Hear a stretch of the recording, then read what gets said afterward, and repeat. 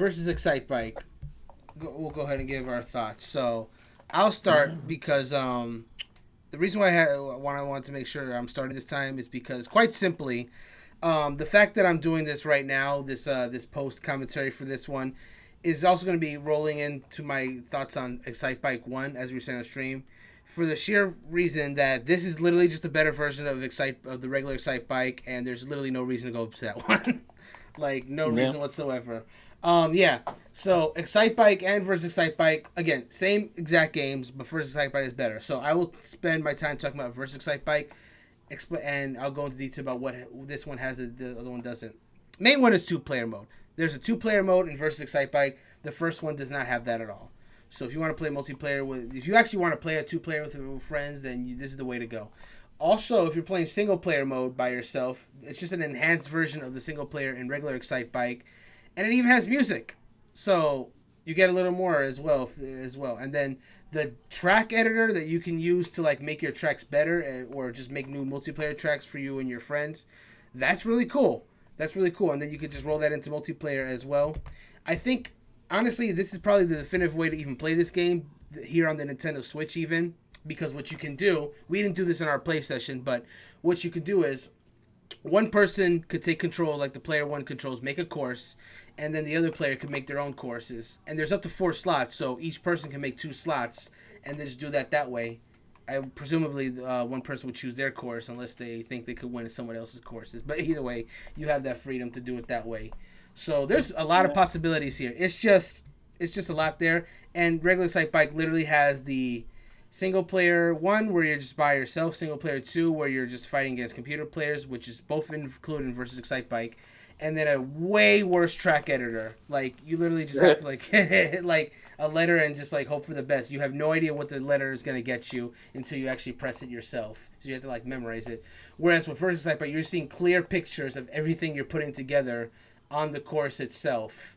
So you know exactly what you're doing. The only downside is you're basically doing the course in reverse. So you do have to like plan ahead, because everything you do is just kind of like getting rolled over to the forward spot. And then it makes it really hard to like make a course exactly the way you want it, because you just have to kind of know where everything is and how many pieces you have to go with. But even so, it's still way better than the regular Excitebike. So it's fun game for sure. And where the original Excitebike was good for a few minutes, versus Excitebike could be good for a while, especially if you play with friends and make courses. Yeah, that's all that to say for me. Like, I'll give you a chance to give your thoughts in a second, Rodrigo. But all this to say, original Excitebike, it's just not worth it. Just play versus Excitebike; it's a lot better. But what's your thoughts? You could give it in relation to the first one, or just your general thoughts about this game by itself. Well, I saw you play a little bit of the first one, and I vaguely remember playing it back in the day. Yeah. And I don't know, it's all right. It's a game. But It's versus, you can do so much more stuff. Yes, for sure. It's definitely a game. like that's the thing about these NES games. Most of them are, as far as the series that we've done so far, most of them are a lot of them that I've played are just like quick time wasters. It's good that they're free as long as you have a Nintendo Switch online subscription, because they're probably not games you would buy yourself. But what can you imagine paying full price back in the day for one of these? Yeah, and if you remember back in the days of the Wii and the Wii U, these NES games are like $5 a pop. Now, there are some of these games that are worth the $5. Like, you want to talk about it, we have like the Super Mario Brothers games. I mean, if they weren't like available in like 1,000 places, these would still be worth $5 a piece, or a Legend of Zelda maybe. But we're talking about something like this, something that you would. Well, hold on. Let me back that up. Versus a regular Excitebike is not worth $5 today, because that's something you'll be playing for 5 minutes and then you'll never touch again. Now versus Excitebike, but versus Excitebike, maybe that's worth $5 to someone if you're willing to, if you would spend enough time with it. Yeah, but you gotta buy one of those to get versus. That's exactly.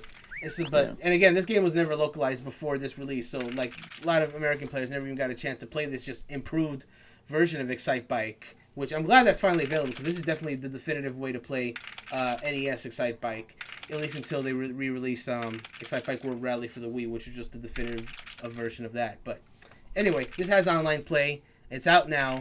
It's good for a few good times with friends. And again, it's free. Yeah. Like, so yeah, I had fun. Slightly excited. I had fun.